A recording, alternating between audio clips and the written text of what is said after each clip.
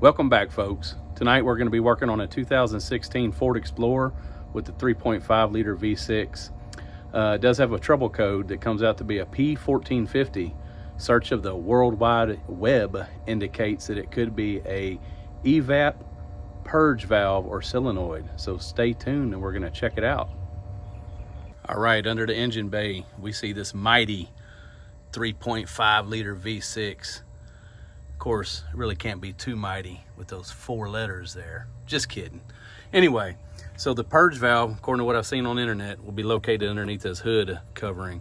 So it looks like we're going to have a access fastener here,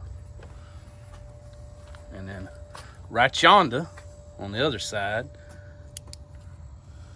right down there, be another fastener, and I believe that's it. I think once we pop those loose, we're just going to have to pull the fastener, which is kind of like a foam rubber. We're going to pull it around the oil filler cap. So let me set this camera up and we'll see what we can do. Y'all can see that right yonder? All right. This is just a hand tightened fastener. Feels to be plastic. Long-winded as heck.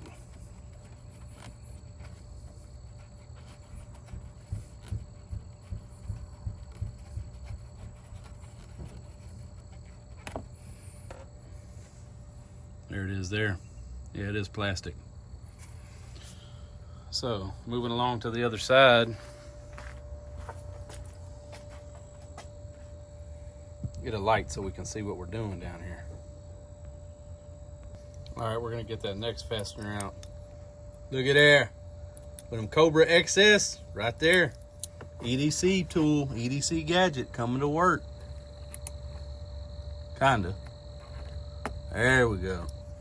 Right there, EDC pocket gear, folks.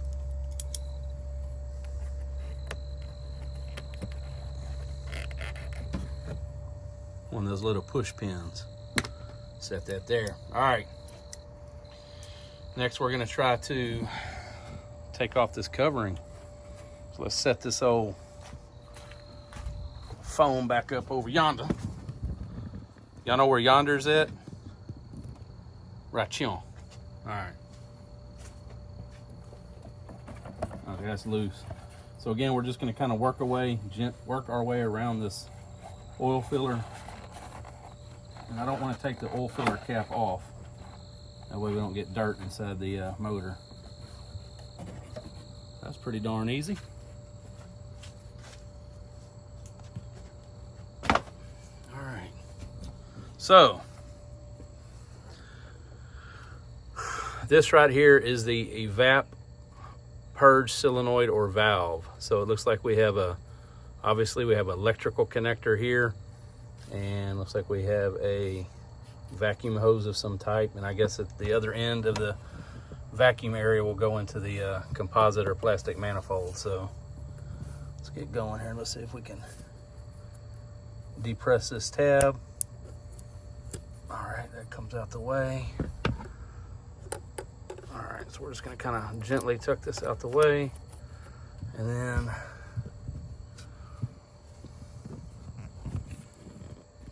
sorry about the movement. Okay, we got it's like a tab. Okay, we're going to push this green piece to top and bottom. We need to push those out the way, or push those in. There we go, kinda.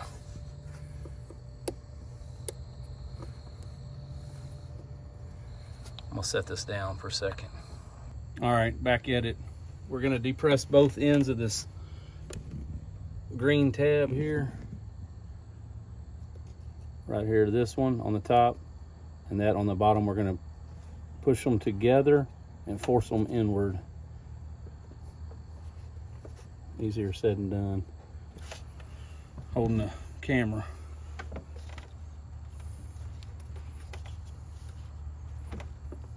There we go. See, it kind of clicked out the way. And then you just tug this out the way. Okay.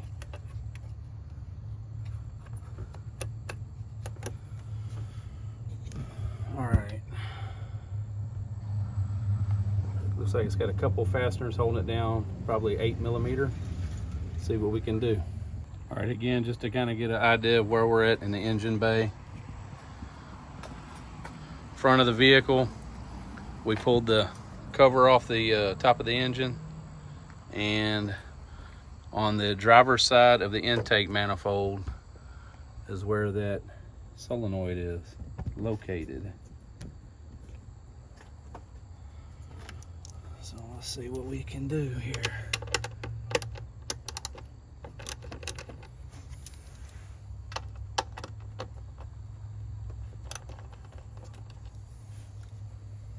$8mm socket for that. So I picked one of these up just on the safe side that this was the problem at AutoZone. I believe it was $21.99.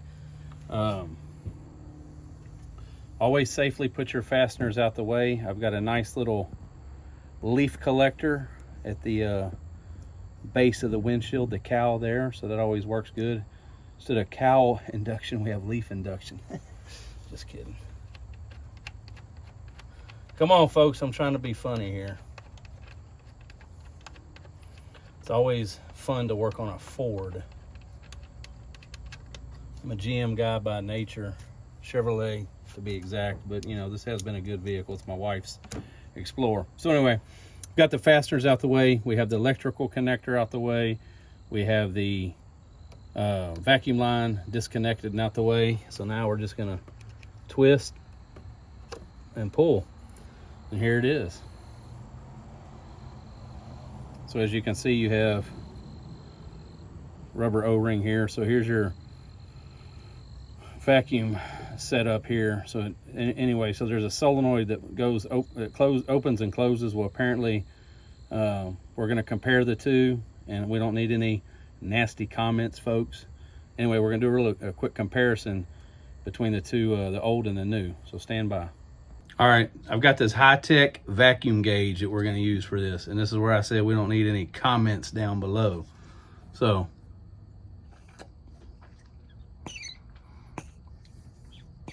yeah, that valve is open. Valve is open on the original one. We're going to see what the new one does. Stand by.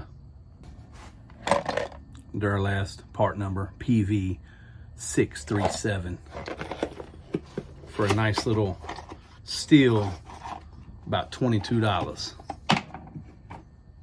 All right. Yeah. Cannot get suction through there. So this is closed. The original one is open. So we're hoping that's it. So on the original, you've got these little rubber grommets, and the new one, the grommets are not attached. They are in the box, as well as you have to replace the O-ring, which is in the box as well. So I'm gonna do that real quick, and then we'll reinstall. And there's the mounting location.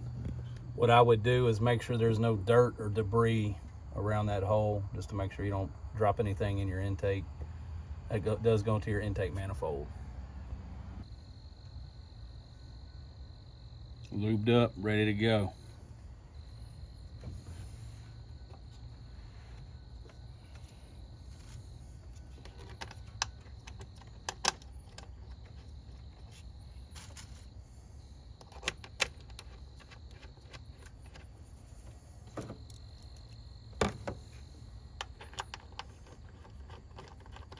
Snug your fasteners down.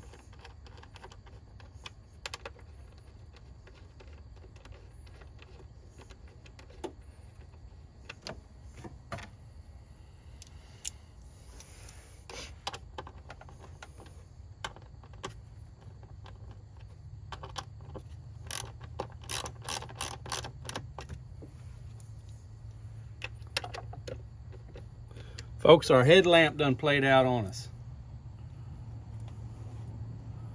That's all right though. We got the old EDC Pocket Streamlight Micro Stream rechargeable. 2 settings.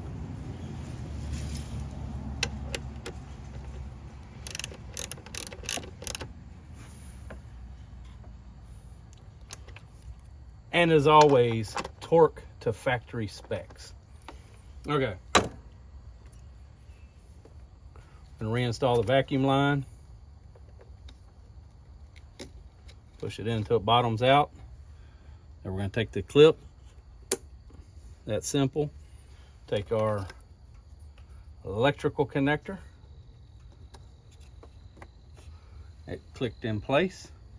So that's it there. So the last thing we're going to do is we're going to go ahead. I'm going to give y'all a different angle this time. There's our oil filler tube right there. Oil filler neck, oil filler cap, whatever you want to call it. We're going to reinstall from this angle for you.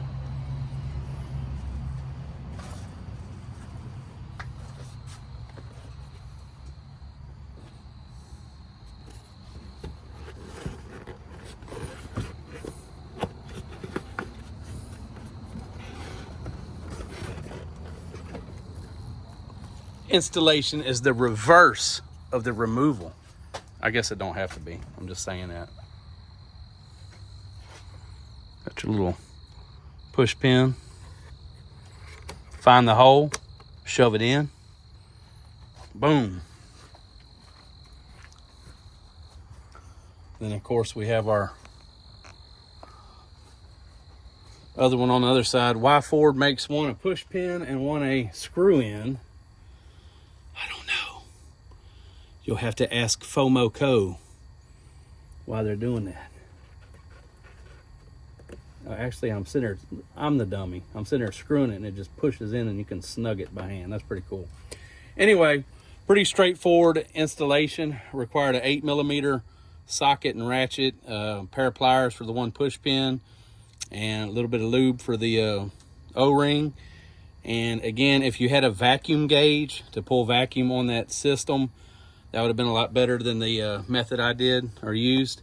But quick, easy method if you don't have access to that, to check the solenoid out to make sure it is indeed the valve that's malfunctioning. You know, because even though it's throwing that trouble code, it might not be a mechanical problem with the valve. You know, it could be electronic. It could be something in your wiring. It could even be something in the ECM that is not causing the ECM. The ECM's not reading correctly, so it could be a problem even with the ECM. But that's the installation on that. Pretty straightforward. If there is an issue and this don't fix it, I will follow up with a part 2 video. But if it works, this is it. Thanks for watching Texas Patriot Off-Road and Outdoors. And of course, clean the leaf collector out before you're done for your wife. Again, thanks for watching Texas Patriot Off-Road and Outdoors.